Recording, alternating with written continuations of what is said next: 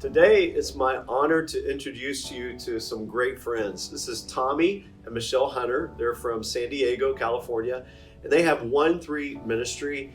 I call it the love ministry. They love each other deeply, We do. and they love people. And today we're going to talk about sex. Hey, let's do it. They like talking about relationships, commitments. So guys, my wife and I had a group of Gen X's or Gen Z's. Gen Z's over to our house last weekend. There's about 20 of us sitting in our living room, a few more girls than guys. So I lobbed this question. I said, I want you, if you would you tell us the first time you saw porn and how it made you feel? You know, so I got some looks back like, you really want me to do this?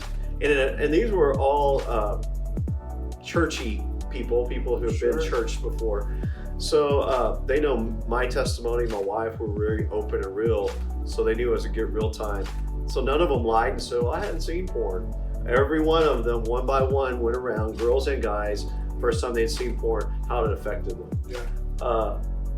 Porn is not just a guy problem anymore. It's not. It's not. And talking to these kids, then they broke into small groups and were just pouring their stories out. They want to be heard because it's devastating lives.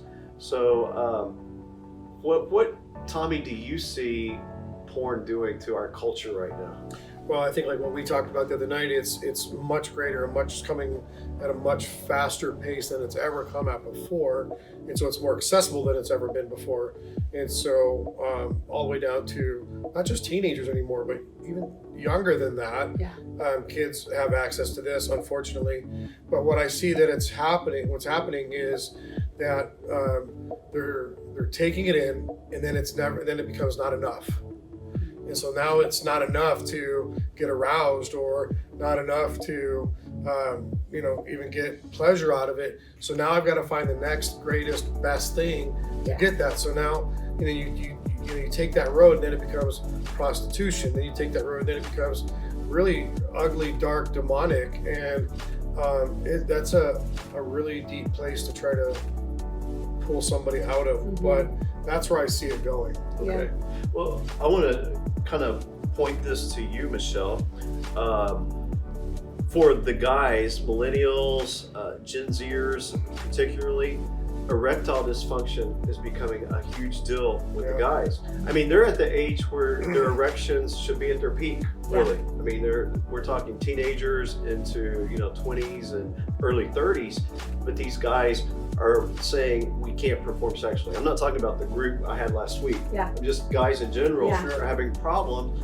Then their women in their life are like, what's wrong with me? So it used to be, women were, I can't compete with these goddesses that are fake online.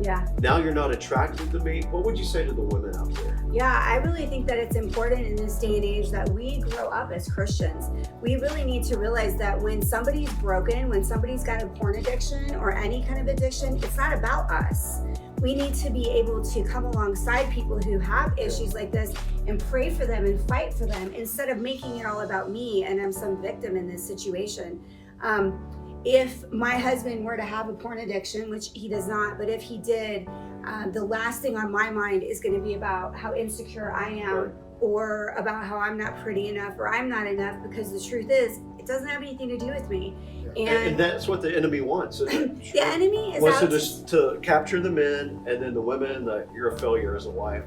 Look, the enemy wants to steal our identities. Right. And if we truly know what our identity is, who we are and whose we are, we're powerful, mighty women of God, and we have the ability to fight this battle spiritually with and for our husbands and the men in our life. And this isn't it should never be. The enemy just so takes things and he twists it and he distorts it so that our perspective and our vision is different than what we should be focusing on. And so when we have people who are in trouble in our life with this kind of addiction, the last thing we need to do is turn it around to be about ourselves. Wow, that's powerful. I never really encountered that teaching this weekend. You guys did a marriage conference for us of how women need to empower themselves in the spirit Absolutely. and not own your man's problems. Yep. Vice versa, man, you can't own and it's becoming also a women problem now Mhm. with It works. no respect or person. Yeah. Well, I think in every area, so the only person we can ever change is ourselves, Right. and the only person we're responsible for changing is ourselves. Mhm. And so we have to focus on that. And like Michelle was saying, that it's that fervent, effectual prayer of a righteous man that avails much. And it's instead of crying about that person, it's now I have to stand in the gap and cry out for that person because of that brokenness. So it takes the focus off of me and puts the focus on them and where they're at, and then helping them to get delivered out of that. Also, the enemy wants to steal our joy. Right. And, Oh, yeah. and in addition to stealing our identity, he really wants to steal our joy. And so if I start identifying it being my fault, or there's something lacking in me because of what my husband is going through, then I'm not going to be able to stay in a place of joy, which means I'm also not going to be able to have faith. Right. How can you be a victim in something and be in faith at the same That's time? good. You That's can't. And so the word says that, a double-minded man is unstable, or woman is unstable in all of their ways. Yeah.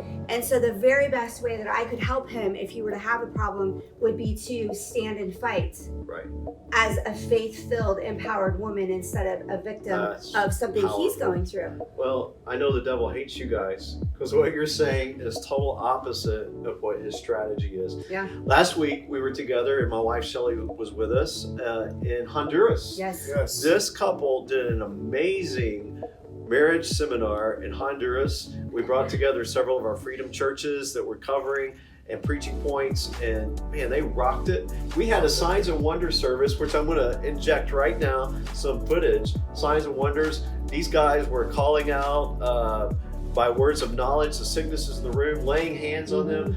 I think basically everybody we prayed for, hundreds of people, they got healed. Yes. It was Yeah. radically healed. Yeah, it I was mean, pretty it was cool. some It was pretty creative special. miracles. God is moving, Yeah. He is moving. and God is calling you guys to the nations. Yeah. Yeah, we're excited. And so I wanted to personally introduce and let you know who my friends are. You may have already heard from them, but I think this is a powerful couple for you to support, get involved in. So we're going to put their info up, and I want you to get behind them, pray for them, believe in them, and support what God is doing in their lives. Love you guys. Thank you. We love Pastor you. John. Thank you. Yeah. Thanks.